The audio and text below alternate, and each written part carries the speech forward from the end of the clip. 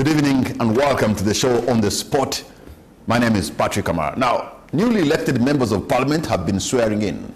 The swearing ceremony started yesterday, continued today, and will be concluded tomorrow. That happens after the swearing in of the president, which happened on Tuesday.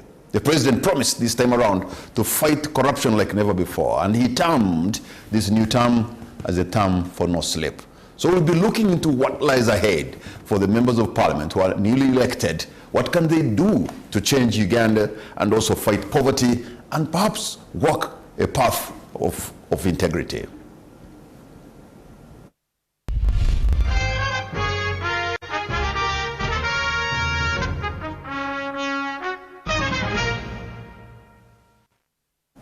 Let me introduce my panel this evening. I'm joined by two members of parliament. These are brand new, newly elected. You know, they've been hitting town, walking with the swag, and I must say, I must congratulate you, gentlemen. And for you, George, I have ever congratulated you before, but I have to do it again because you have just been sworn in. Congratulations once again.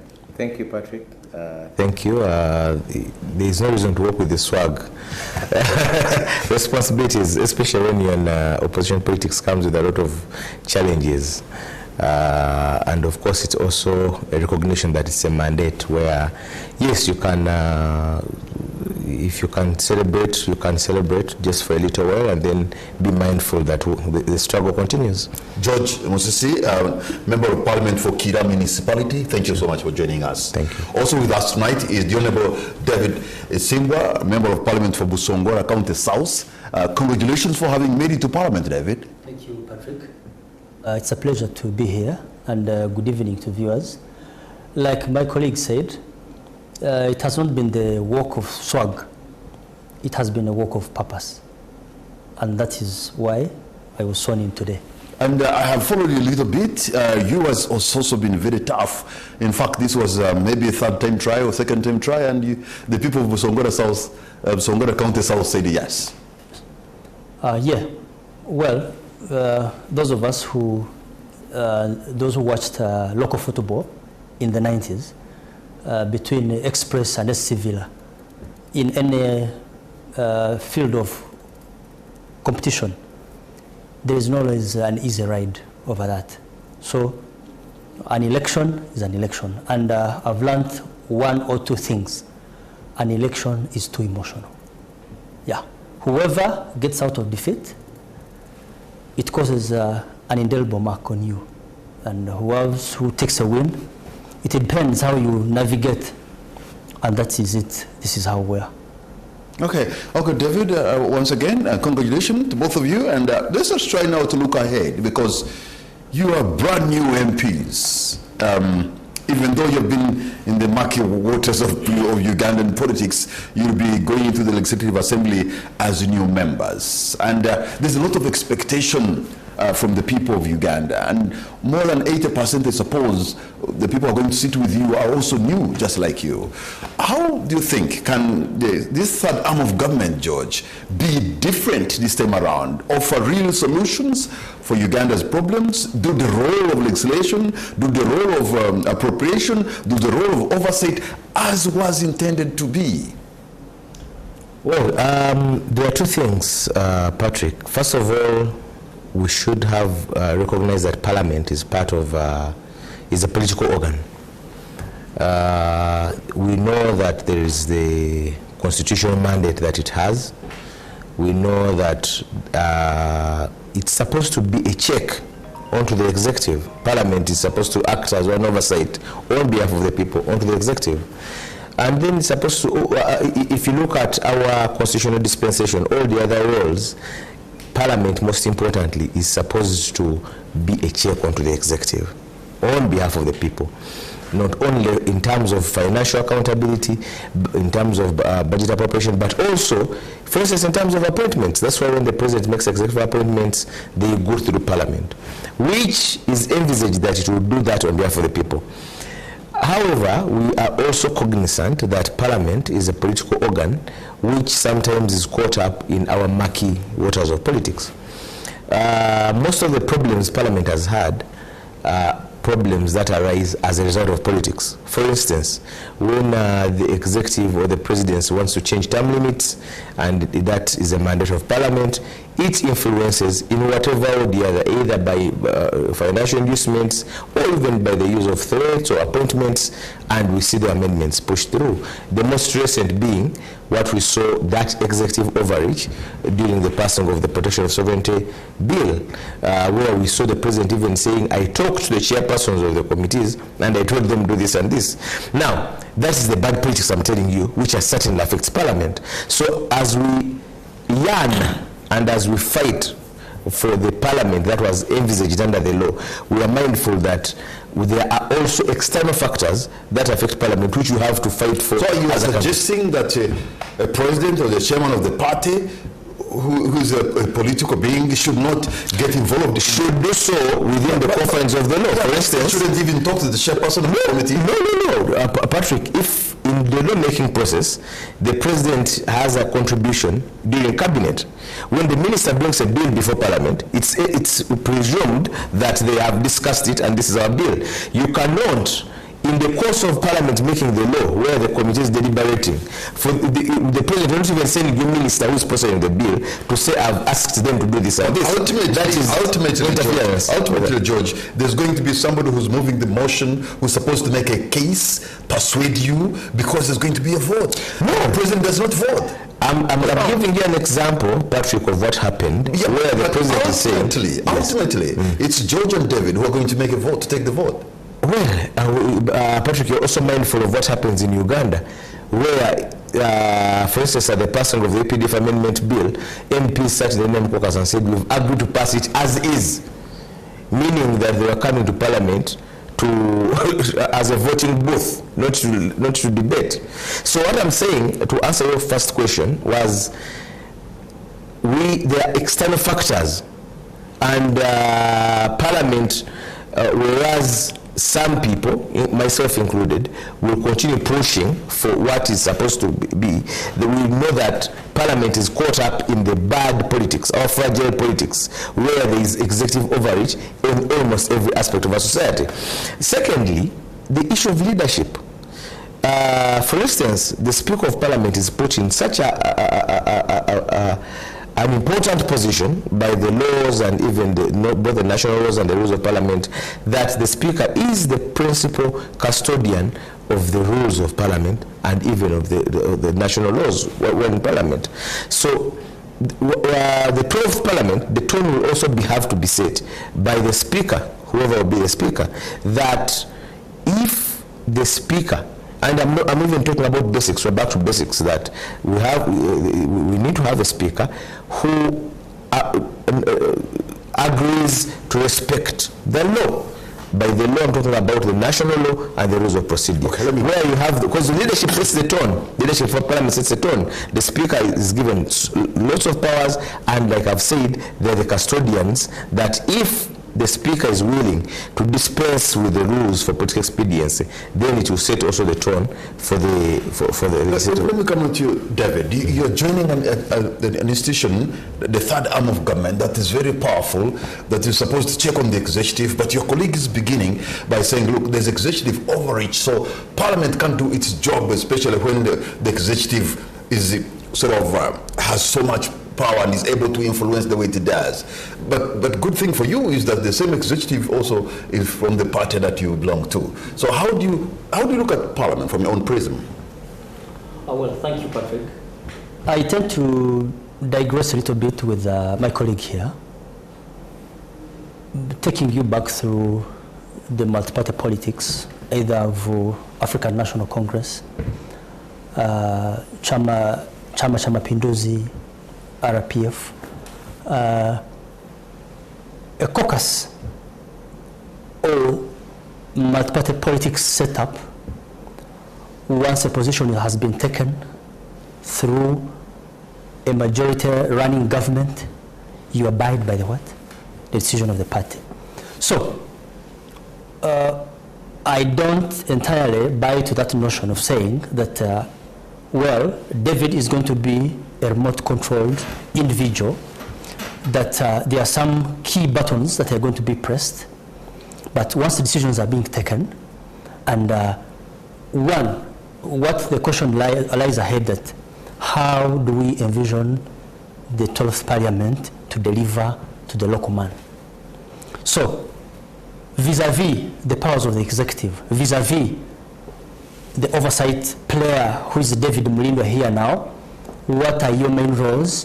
What are the cardinal roles that you're supposed to play to make sure that the image of an institution where you lie, the image of an institution that is supposed to serve the people, does it do the intended objectives that you are put in to serve the people? You know, it is interesting. You quote, for example, you have to abide by the decision of a particular political party where you belong.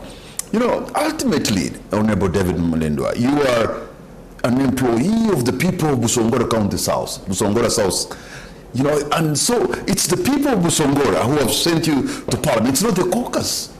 So I suppose you, first and foremost, you have to respect the people of Busongora before you even respect the party when it sits in Chankwanzi. Thank you, Patrick. Yeah, there are so many things, outlays, or the outlook of what are the needs of the people of Busongora South first. Do the decisions that are being made in the caucus, do they have an impact on the very person that you're serving in Busongora South? So, like I had hinted about the ANC, whenever ANC would sit in Pumalang, decisions that were always made in Pumalang would be acting decisions of the sitting government. So, first of all, yes, I subscribe to the NRM government, which is in the sitting now, which has been given mandate now. Then two, there is no, how you try to portray it, there is no a conflict between the two sides of the coin.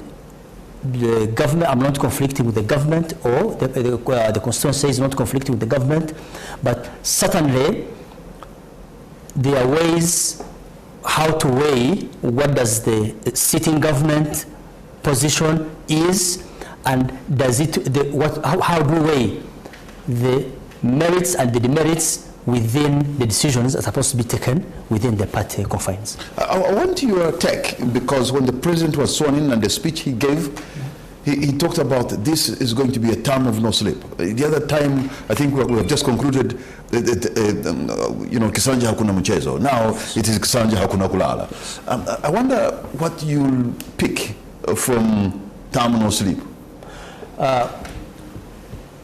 Picking from the Chankwanzi crusade, he has started well on the crusade for anti-corruption, conclusive, committed anti-corruption stance to the people of Uganda. So he has given his commitment. Now, it is now going to be a two-way. There is a track of records on the commitment he has given to fight corruption. So David here, one personal yes, we are committed to his campaign, that this time around we are going to go on, heads up, to the floor of Parliament, fight corruption with all means. Even how I have hinted to my colleagues in Parliament, I mean in other corridors of in the caucus, I've said, what is more important now is the integrity of the institution. If you want to draw back... Okay, before I come back to George, I mean, when you are in Chankwanzi, we understand each one of you was gifted 100 million by the chairman of the party. This money is coming from where and for what? And does that look like you're taking the right step in the fight against corruption? Because it looks like this was also meant to, at the very beginning, you know, to sow the seeds of integrity deficiency. There is a word they use in mass communication of spinning. I presume that much of the information that was shared out was spin. But what I know, in terms of any political party, even if you inquired from my colleague here, there are several sources of financing, whether internal or external. So there are various ways how a party, which is the NRM I subscribe to, it has various forms of internal financing. One, we subscribe, we pay a monthly subscription, which is cut. There are many sources. For example, even when during primaries, all of us who contested in primaries, all were internal sources of funding an institution. So you have the money. It isn't true. It isn't true. It isn't true that there was 100 million that was leashed out. What the promise was that the president was very categorical. He said, I really condemn many ways of looking for money within the system. Can you try and be patient? Once you run for me a campaign that is going to help me beat down this monster, we shall look for ways on how best we can start financing you members of NRM Parliament using our institutional revenues. All right, let me come back to you, to George, because even though you don't subscribe to the NRM, it's the NRM in power. Even though you didn't elect President Museveni, he's your president too. And when he says, Kisanja hakuna kulala, no sleep, what do you pick from him? Well, it's just another statement. First of all, if you are going to judge the NRM government, you have to look at the standards they have set for themselves. Fortunately, you've mentioned Chisanja Hakuna Mchezo. It wasn't actually this one, it was 2016. Okay. 2016 to 2021. And Hakuna Mchezo, they were announcing a fight against graft and corruption. Whether they even ever tried or even embarked on that fight is for everyone out there watching to see and know. So these are just statements. There are some grand challenges that the NRM government is facing, and most of those challenges are systemic to the extent that they even need first, if we talk about corruption itself, they wouldn't successfully fight corruption because it's also an end in which they hold on to power. The corruption helps them. That's the irony, that whereas they always talk about all these post-challenges about corruption, it actually is one way in which they hold on to power, including, of course, the inducements, the financial inducements given to my brothers every so often. So then when you talk about Chisanja Hakuna Mulala, Kulala, whatever you call it, what do they call it in Lutoro? And I think he said it in the context of hard work and this is something that he has said often about hard work and then each person getting an income and then the country going into middle income. However, there are other systemic issues that affect that. Middle income status or prosperity doesn't come by wishing. It comes by putting in place an enabling environment, putting in place an economy which supports innovation, which supports youth ingenuity and innovation. So, and so many other things. So I'm saying at 40 years, they have some systemic challenges that wouldn't enable them achieve those things they're putting in their slogans, even if they wish to do so. When you look at President Yoweri Museveni, don't you see a man who is well-intentioned, a man who means well? When you look at the policies are good. Maybe they fail in practice, but really the policies are policies that could take Uganda to another level. Don't you find him as somebody who is well-intentioned? Well, I wouldn't, because as an administrator, he's in a position where what he's been doing for 40 years. And at 40 years, even if you're a CEO in your home or in a company, Patrick, you would not be putting up excuses at 40. You would be asked on what you've been doing and the set mark, the tasks you set for yourselves. So if, for instance, if you look at, let's look at one of his pet subjects, the issue of people going into financial prosperity. because it's one of the things that he loves. Every person will have an income, every person will be doing something. Look at some of the initiatives that have been brought over time. All the way, if you want to go down 30 years ago to Ntandikwa scheme, up to now where we are at PDM, there have been, of course, a number of them, yoga, youth livelihood, and so on and so forth. The question is, what fails them? Or what has stopped all those initiatives from turning the country into what you want it to be? So I don't want to give that excuse of, yes, he's well-intentioned, but then he's let down by other people. But it's the manager, it's the CEO. But you see, you're let down by other people. You see, as members of parliament, like you're going to realize and walk the talk, you're together, will be working together in trying, for example, making sure that you're doing the oversight role. If the money is sent for that project in Kira municipality, it is happening. You have to sit maybe in one of those councils in Kira to know what is going on. And unfortunately, the majority of people, your colleagues who have been there before, have not been doing that. No, some may not have been doing that, some have been doing that. But the point is, when I mentioned about systemic challenges, let me use the example we're talking about, that money is sent and is allocated for a particular local government to do this and this. It's not a matter of those projects are not failed because there's been absence of people making an oversight. They have failed because in some cases people have recruited relatives to start up non-fictitious circles, and the government money goes into those non-fictitious circles, and then the rightful beneficiaries don't get that money. That's why I'm saying that, for instance, corruption is endemic. It's a systemic challenge that even if you wanted... If something like that happens at the constituency level, at a sub-county level, must we be really putting an accusing finger to the chief executive of the country? Of course, of course. What do the local leaders do? What do the members of parliament do if he's going to be policing at every sub-county? You know, Patrick, one of the problems you're having is you should never underestimate the essence of leadership. Everything begins and falls with leadership.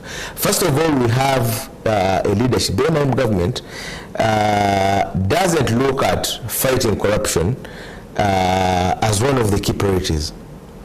Why it still goes back to leadership, that if the head of state had a zero tolerance policy to fighting corruption, it would permeate even to the lowest levels. That is that's how it works. Let me go back to that. Even in the smallest of habits, Patrick, like keeping time, if a head of state keeps time at government functions, even a village headmaster will keep time. So you cannot underestimate the role of leadership. It starts by the leadership that has no goodwill or political will to fight corruption, and everyone knows that it's only fault if only when it's either cosmetic or when it's convenient to do so. And it would be easier for that sub-county chief you're talking about, or the local person talk about, to create a fictitious circle. Because the Honorable Mlindwa David Isimbwa, you know, when I look at the policies of government, I'm convinced they're good policies. I'm convinced they mean well. I'm convinced they're well-intentioned. But there has been a serious disconnect between the policy and the practice. So David, as you come in as a new member of parliament, what can you do to make sure that the policy and the practice are at par? Patrick, I think in terms of expectations of the people, there has been so much attachment with emotions. Even when you design a policy, even picking a leaf from probably here NTV, you can't achieve it 100%. And this is what has echoed into people's minds. So even if a policy has been implemented on ground, so this Patrick Kamara or so-and-so expects it to deliver 100%.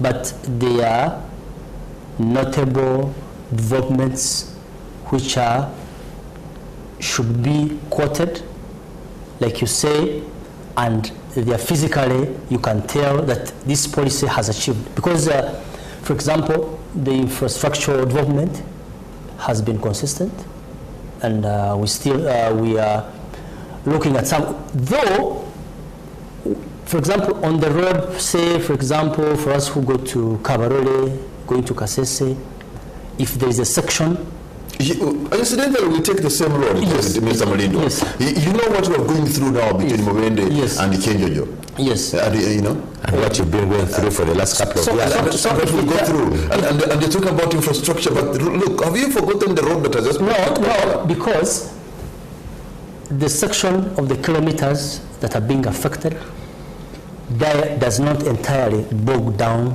the whole idea of infrastructure development.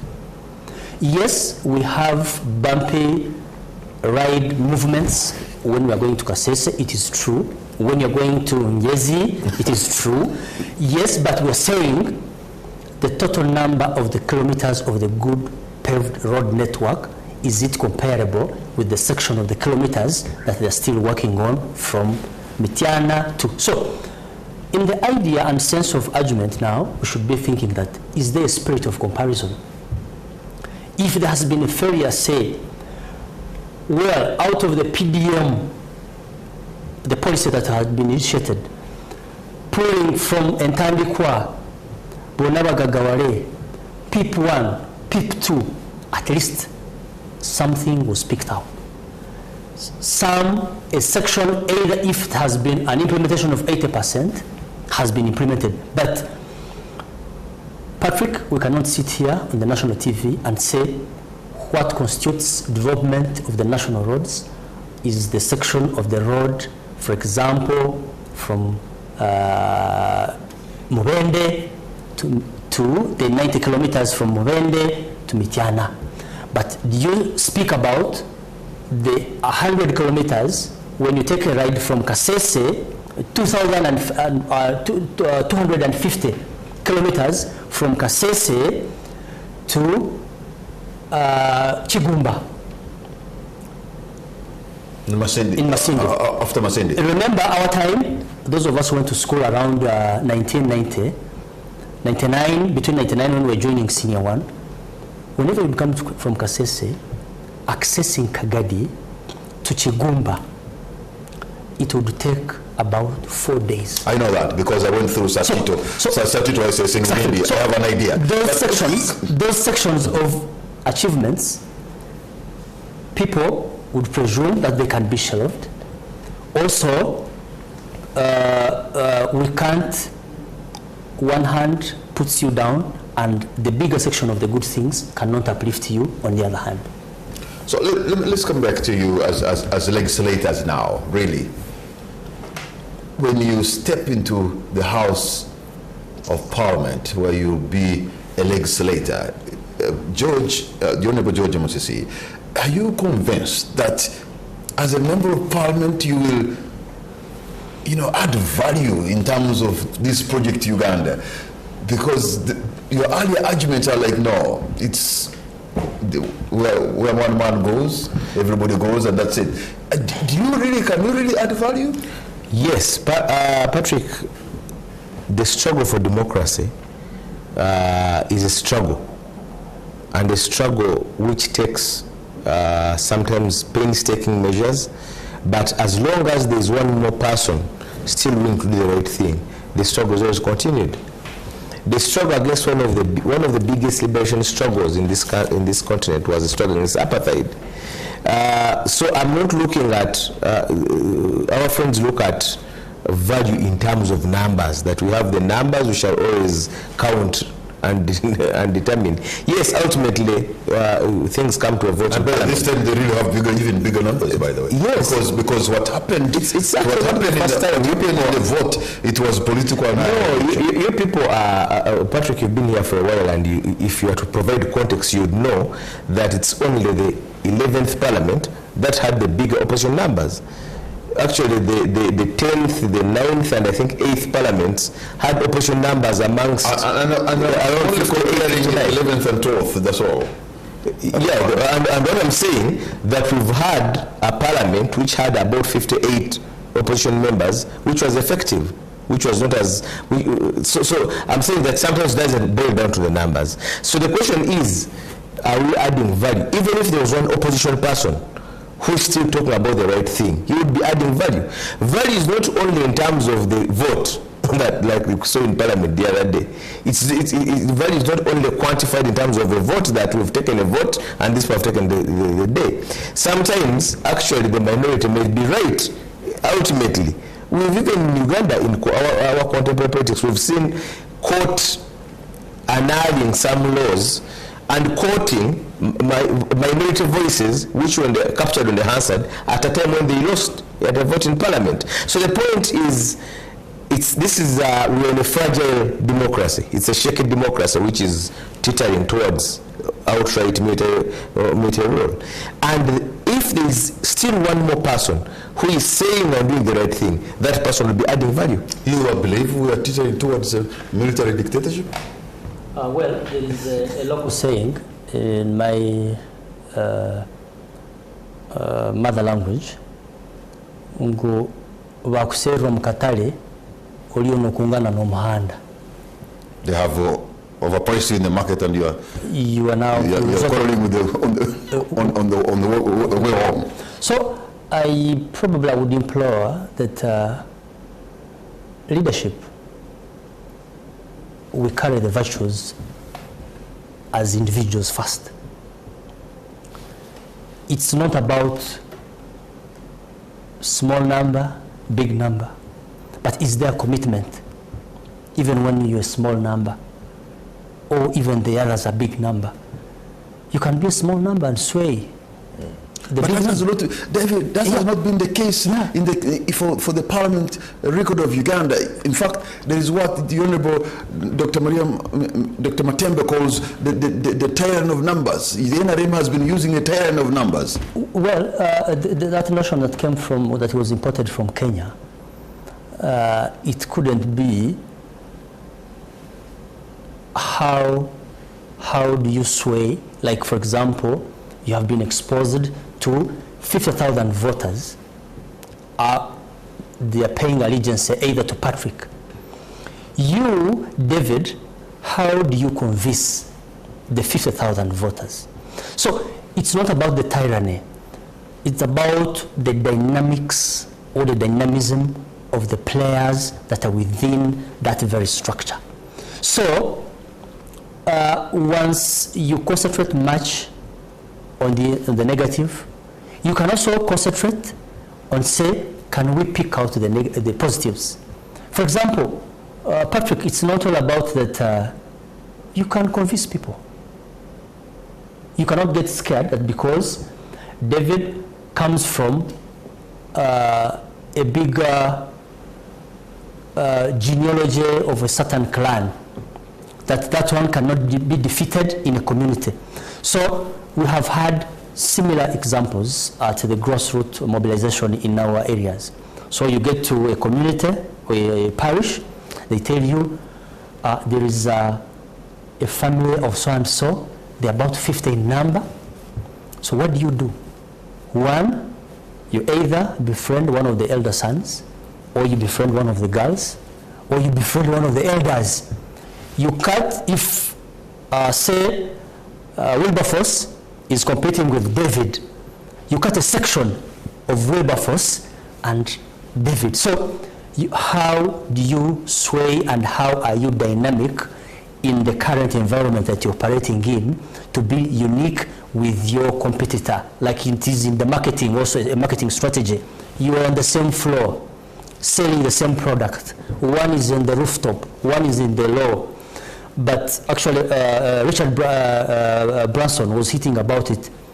How best do you market your product? You who is on the second floor than the person who's on the low. Okay, George, do you think really that the likes of David are ready to listen to you? You can market to them and even get something out of them, or they are beyond, because they have sold so much that even if you market, you'll be wasting your time? I don't want to be... Can you market ideas to them? Pessimistic. And they take them. Overly pessimistic. Neither would I want to sound overly optimistic about, given David here was quoting Chankwanzi resolutions.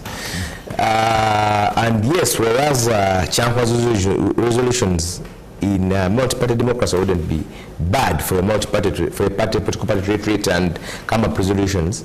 The only problem I've had with some of the group that has gone, the NM caucus that has gone, is them to, like I gave you an example earlier where we had when Parliament was discussing EPDF amendment, where they sat and said, as a caucus, we've agreed to pass this amendment as is, when the issue was going to even be brought on the floor. So I don't want to sound presumptuous about the lot coming in, David's group. The issue is to implore them to always put the country first.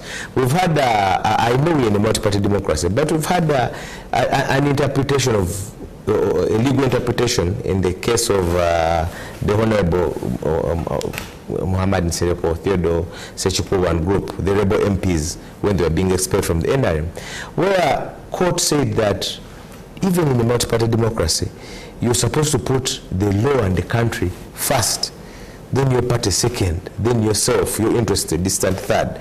So the issue would be, and I hope that we can get some people in David's group who don't look at their duty as only to go and vote in Parliament. They should go there to speak and be spoken to. Because if you're spoken to, you could be persuaded by an argument, even from either an opposition person or an independent person. But you shouldn't go to Parliament just as a voting machine, like some people reduce the role of Parliament to be. You know, David, when we see, for example, because now this time around, the NRM government wants to fight graft. Yeah, and I see that, especially for all those who have been contending to run for this position of speaker, everyone who is coming in. I've spoken about 3 of them. I think some man called Elion Drani Yoki Adria from West Nile. I've spoken to Lydia Mutende. I've spoken to Pastors Namuganza. I've also tried to speak to Norbert Mao. Everybody is saying I am like the anti-corruption czar. I'm the one who's going to fight corruption.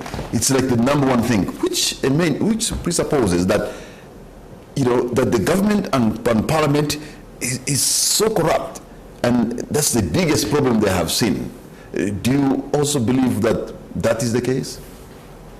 Well, if you get what is very unique now, the exchanges we've had with several candidates who have expressed their interest to serve as the 12th speakers, I think those of us who have sworn in today, including my colleague here, seems there is a lot that we need to unearth when we get to that institution. I don't want to be these pessimists who, before you get to the top of, you cannot open up a discussion about it. So I think there is a lot that we need now to explore, since many of them are trying to. So there is this story of saying corruption. So we want to get in there. If the Pandora box should be opened in the floor of Parliament, and then we get to know where is the problem. You know, so, if you look at the Auditor General's report, every year, it more or less looks the same on how money has been abused or misappropriated or misallocated or whatever it is, but at the end of the day, money has been stolen. If you look at all the reports, they look similar. And I'm wondering, you know, what can be done different? That when the Auditor General has looked into the books of accounts for public entities and their questionable expenditures, at least we see either money recovered or heads roll. It has been only simply the change of words. We continuously keep dropping the word corruption, but misappropriation, poor dispensing of monies, huge colossal sums of money have done this. This dropping of this annual gift, it only means one word. It is entirely corruption. Now, it is about either it's an NRM member of parliament, it's any other party member of parliament, but this is an elephant in the room that we need to approach with a lot of confidence. First of all, an institution itself has been, because I've been telling people that outside there, these civil servants, well-grounded civil servants, they have entirely have no respect for members of parliament. So whoever comes to an institution of parliament, whether you're a newcomer, whether you're an old comer, but just know, even when you're walking, Patrick, I even feel shy so many times to tell people that you're a member of parliament. So there are so many statements that are coming along the way. Local statements, this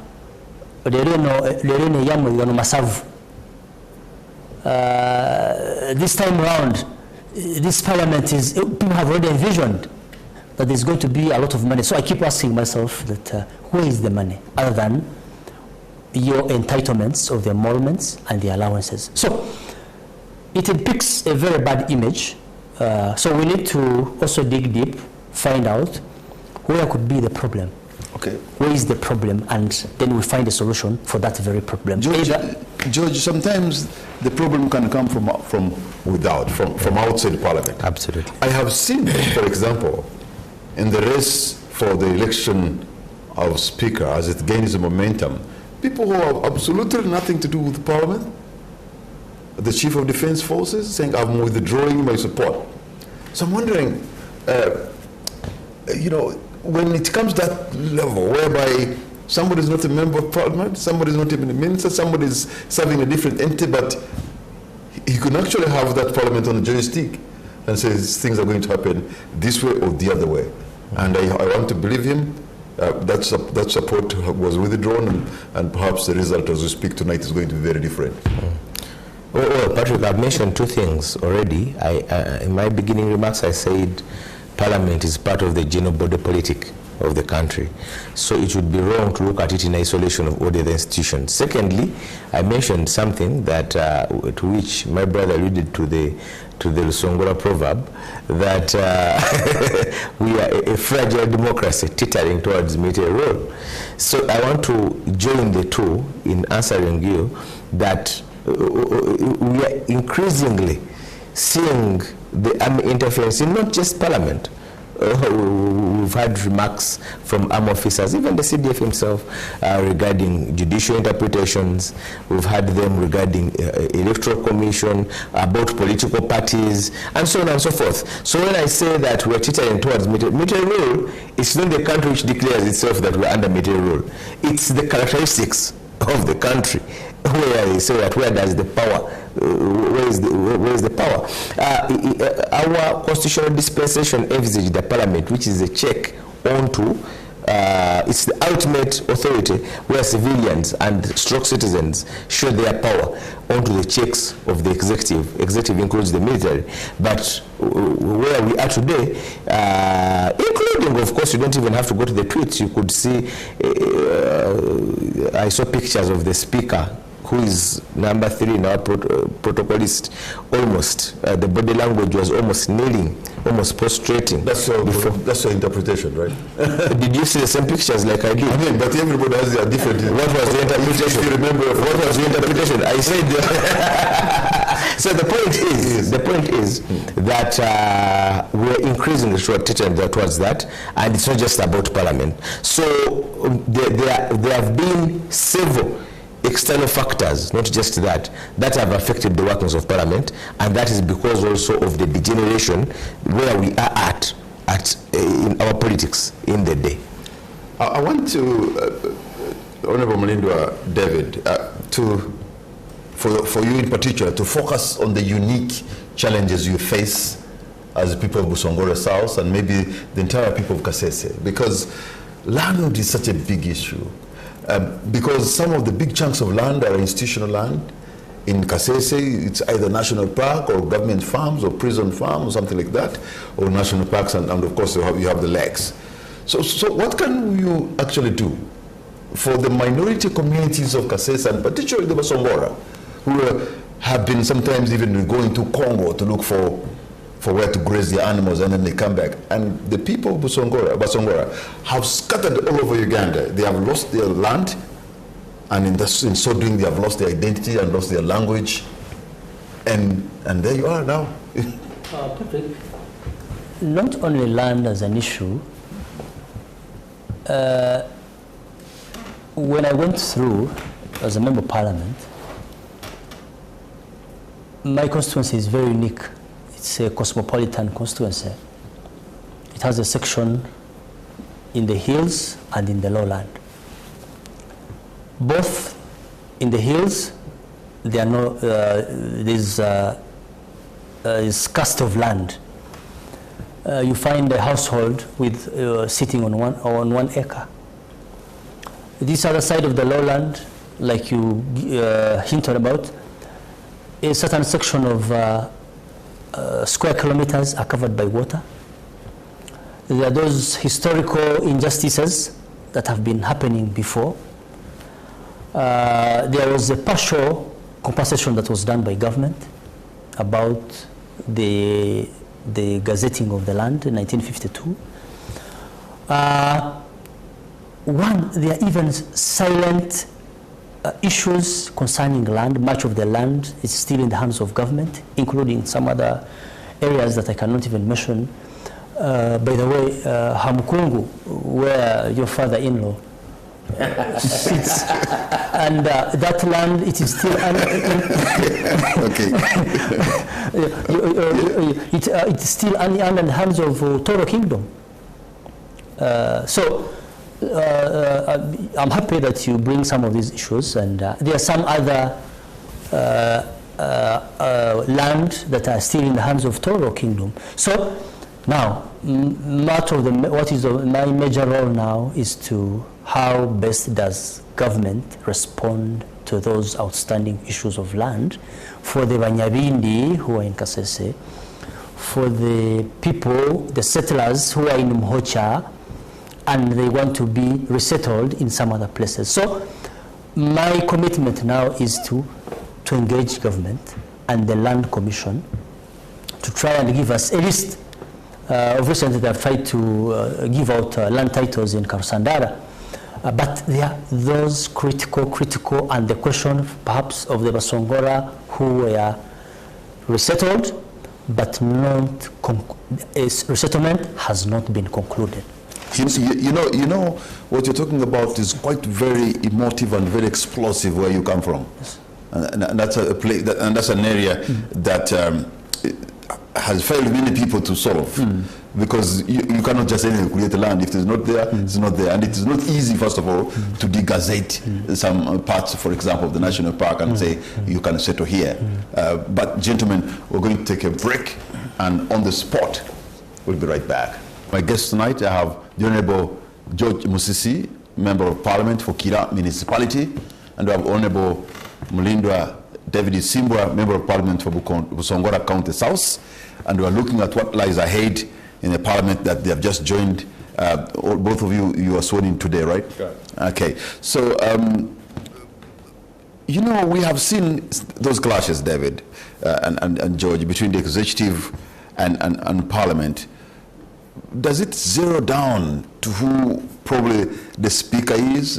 What can the speaker do to bring sanity, to give the Parliament a spine, and also for the rest of the world to believe that somebody is neutral and is actually following the power of argument and debate? The fights are not necessarily brought by a speaker, because, like I say, Parliament is a theatre of politics, and sometimes the politics comes from outside. Most of the business comes from outside anyway.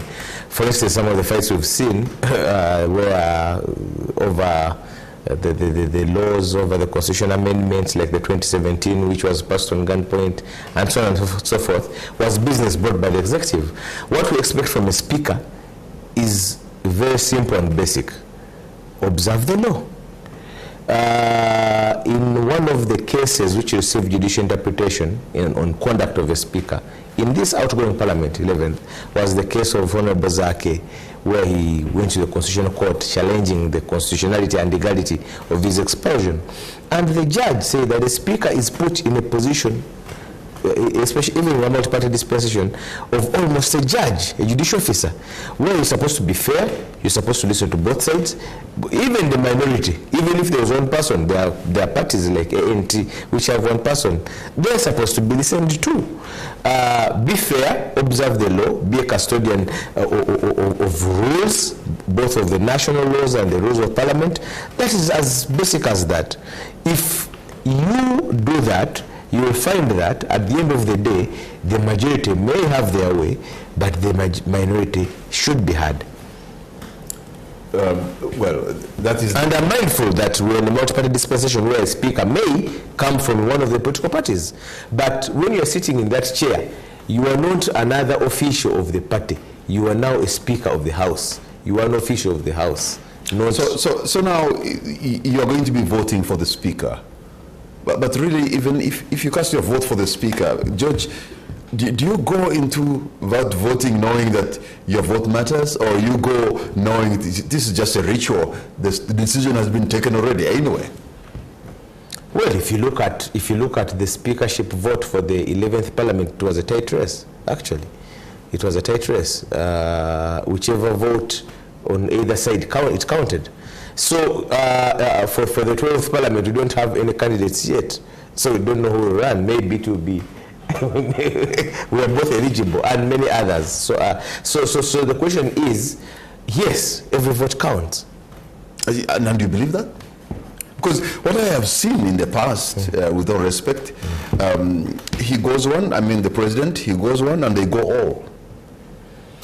Ultimately, well, it appears. The perception is that what the president zeroes on an individual, I mean, the Honorable Mulindu and company will just fall in line. I've just referred you to the 11th Parliament. Sadly, sometimes we are that predictable. Sadly, the 11th Parliament was never that. It wasn't that when they were voting for a speaker. You know that it took a lot of interventions from General Museveni to have the speaker of his choice go through, including offering ministerial appointments to some of the supporters of the other candidate, the Honorable Kadat was campaigning against. That is on record. I'm not talking about. But I think Honorable Anita Among, in her race to become speaker, probably got the highest mandate I've ever seen in terms of. Honorable Anita Among first ran as a deputy speaker. No, I'm saying the second one when she became speaker. In terms of the vote numbers, the numerical strength of what she got, nobody has ever got that kind of support. Yes. So what is the question there? The question was, when you say it was very heated, the campaign, the initial campaign was between Honorable Lanya and Honorable Kadaga, if you remember right. Okay. That is for the 11th Parliament. And Honorable Among ran for Deputy Speaker. So it was after the unfortunate death where there was no heated campaign. So the point though is, a speaker is a custodian, and there are some people, we've had even good speakers, you would call good speakers, coming from NRM, under the multi-party dispensation. The issue is not necessarily, because the speaker is not supposed to play on the side of the opposition or the NRM. We just expect the speaker to be fair. So I'm not expecting a speaker who's going to be favoring I'm asking for the basics, that a speaker who listens, okay, who follows the law. So David, have these candidates been trying to dazzle you? Have they come to you? The potential, the aspirants? Or? As an individual, as I have set terms, like when we were leaving class, he told us that we wouldn't cost, that you needed to set standards. So personally, I've set standards until we get presentation from the people, like who are vying for those seats. Then two, there are rules and principles that are managing us as a party. And once we get into play about those rules, we will be guided on the set rules and what to follow and the principles. So, including, I know these other parties, my colleague, I have certainly not heard so much. I'm sure they also, they shouldn't, that word caucus seems to be, has been left only as a preserve for the NRM. And these other parties have abandoned that word.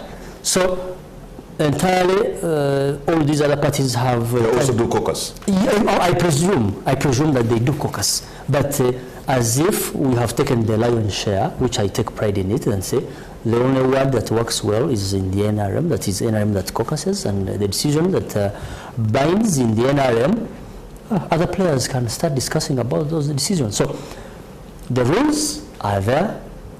Patrick, what we're waiting now for is when time comes, the rules of procedure say whoever expresses interest,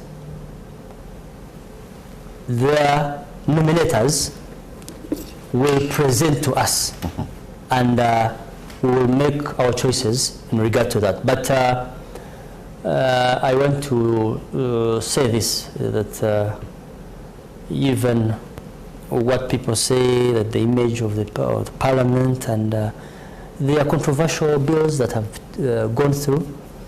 We've had so many exchanges of other bills, but an image had remained intact, tracing from the time, around the times of Wapakabulo, we were a little bit young. At least the one who tried to make a follow-up was Sekandi. And now in these other subsequent, Rebecca Kadaga.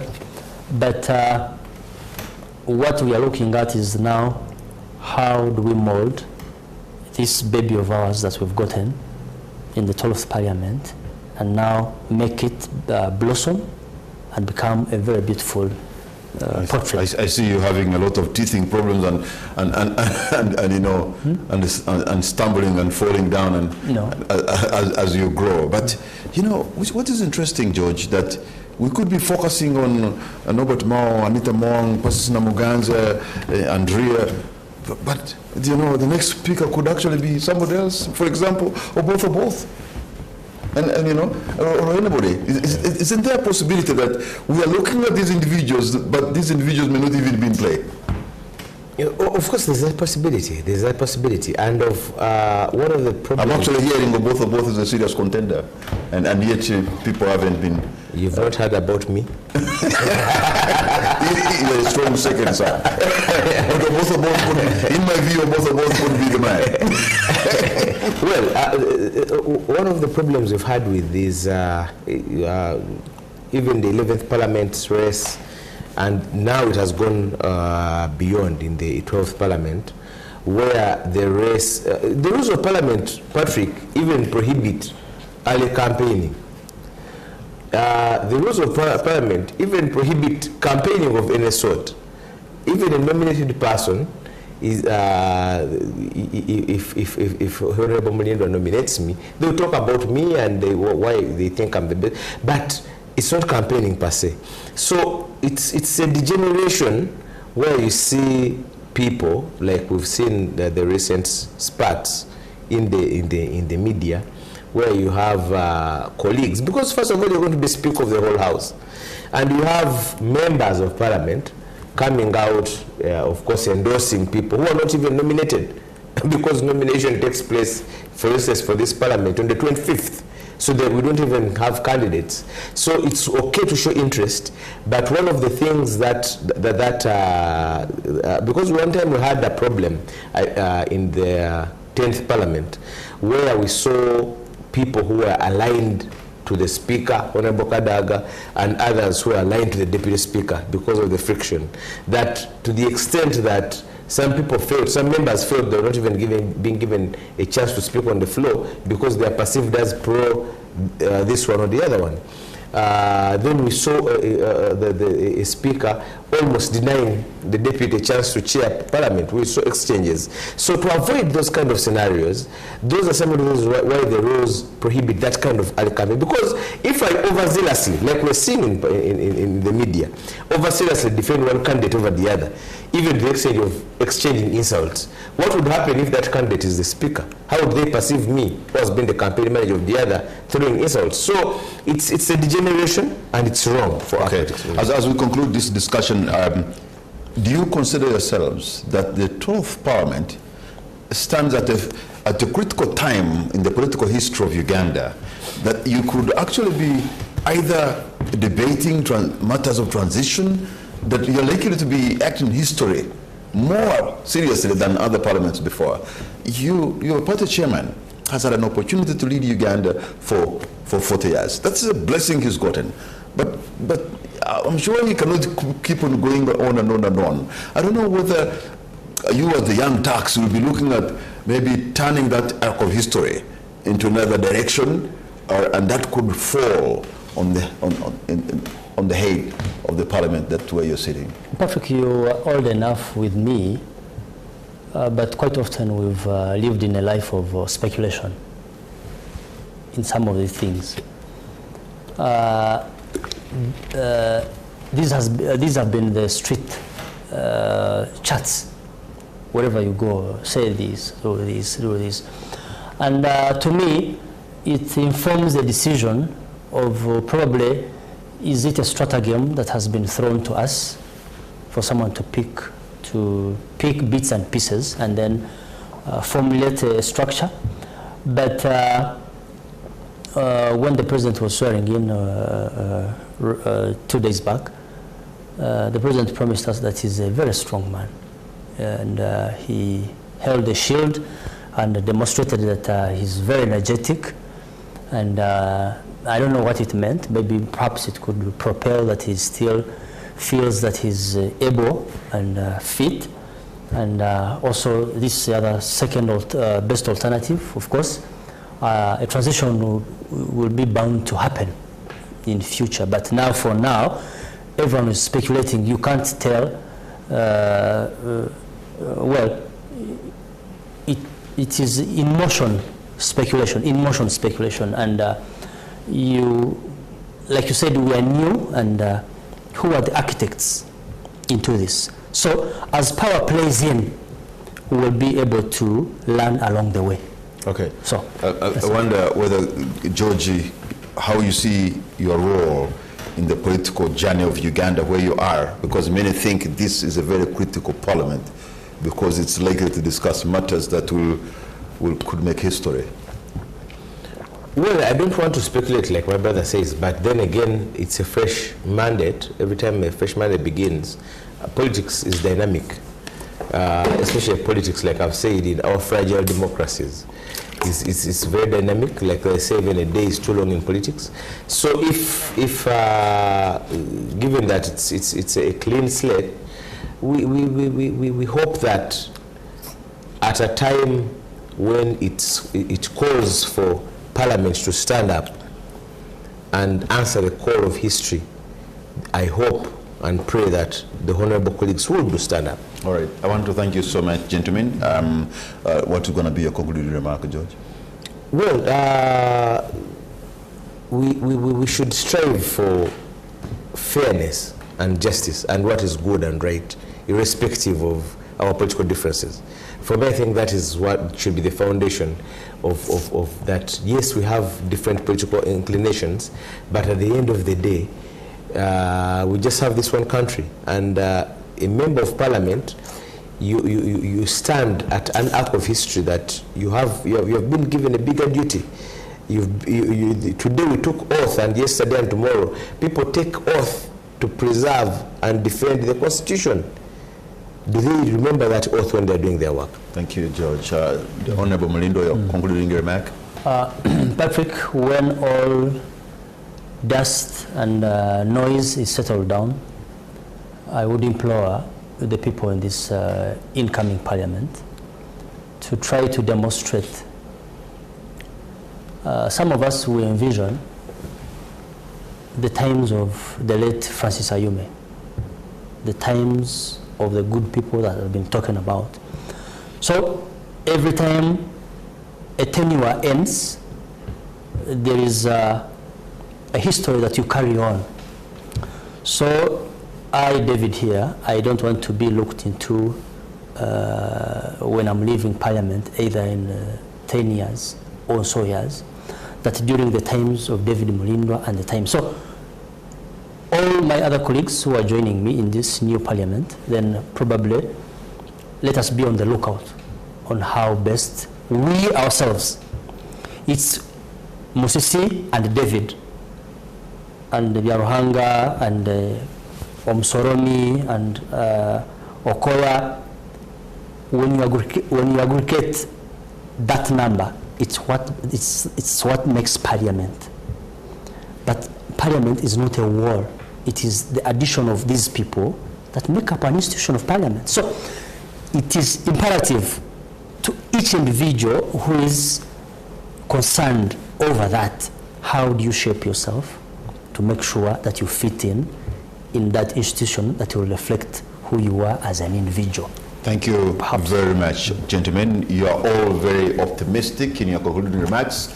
You want to reflect an institution that has a good image, and George was saying to try to do what is just and what is right, even if you are from different political groups, which I think I want to agree with you both, because those are the kind of things and approach that we need. I hope the heat of the political campaign and the judgments on the floor are not going to bring acrimony, because at the end of the day, we just have one place called home, and that's Uganda, and we can decide only to build Uganda. Good night and God bless Uganda.